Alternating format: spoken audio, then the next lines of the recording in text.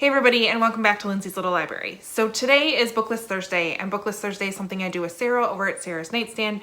We come to you every Thursday with some sort of book thoughts, ideas, recommendations, something bookish related.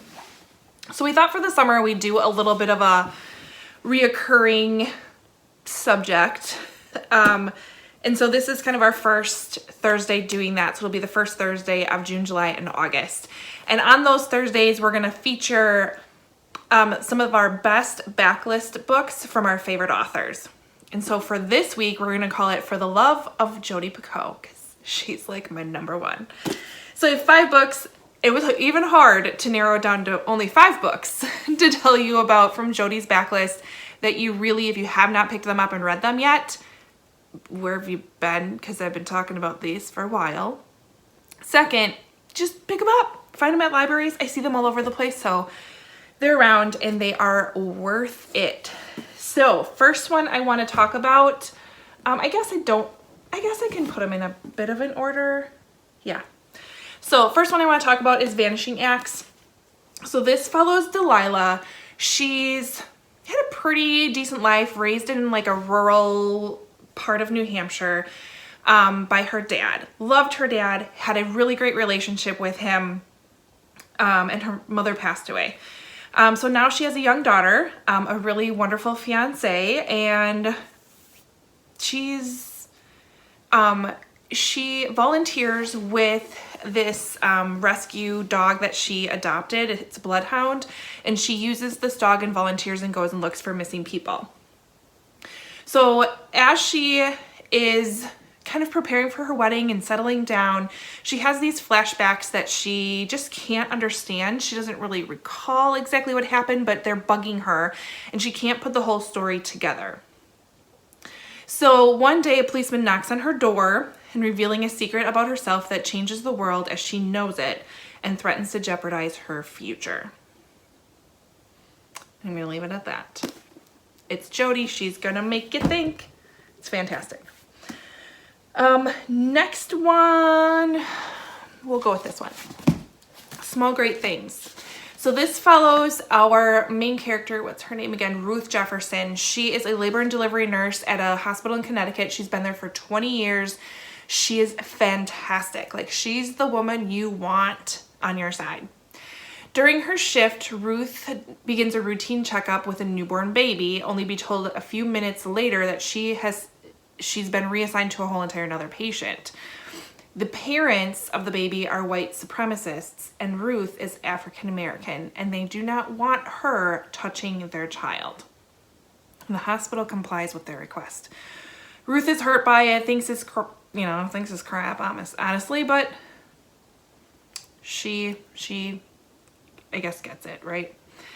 The next day, for whatever reason, Ruth is alone in the nursery with the baby, and the baby goes into cardiac distress. So she's given this, like, what do I do? Do I save this baby because I can, but I was told not to touch him? And it goes from there. Wow, this will make you think in so many ways. And that's what I love about Jodi Picoult and her books. First of all, she does an intense amount of research around them. And second of all, always leaves you thinking. Next one I want to talk about, I feel like I just talked about this book, but it's Leaving Time by Jodi Picoult.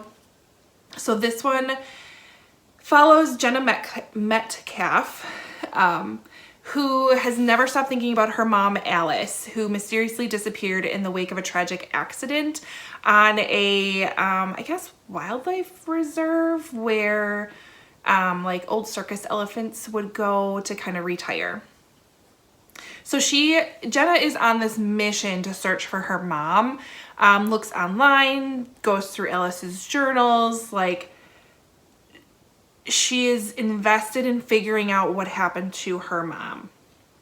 She enlists the help of 2 unlikely allies. We have Serenity Jones, who I love as a character. She's a psychic. And then Virgil Stanhope, who is a private detective that Alice hires to kind of help figure out what happened to her mom. So fantastic books. This, like, the research and the knowledge that Jodi put into this around elephants was super, super interesting on top of this kind of quest for Jenna to figure out what happened to her mom. So fantastic as well. And the last two I'm putting at the top because they really, really hit me here and made me really think. So first we have 19 Minutes. This is a New Hampshire town where nothing ever happens, everything's the same, and all of a sudden a school shooting happens. And so this whole book, I want to say takes, or no, it doesn't take the 19 minutes. It goes back and forth in time. That's a different book that takes the time of the what happened. So we have Josie, who's the daughter of the judge sitting on the case. She should be the state's best witness, but she can't remember what happened before her own very eyes, or can she? As the trial progresses, fault lines between the high school and the adult community begin to show.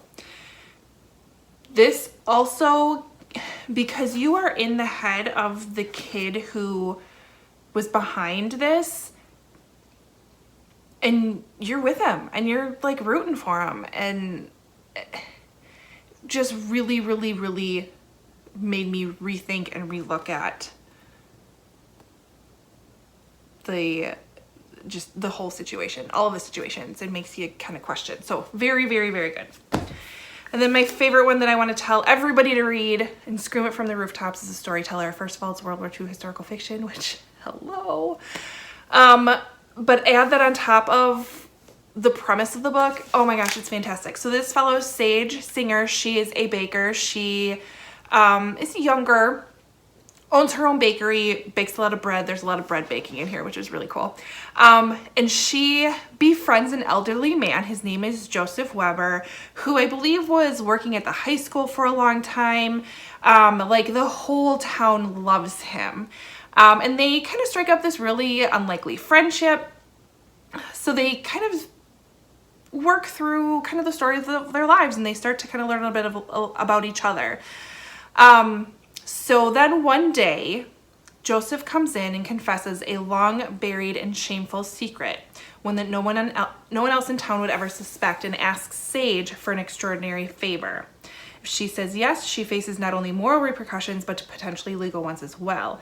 With her own identity suddenly changed and the integrity of the closest best friend she's ever had clouded, Sage begins to question the assumptions and expectations she's made about her life and family.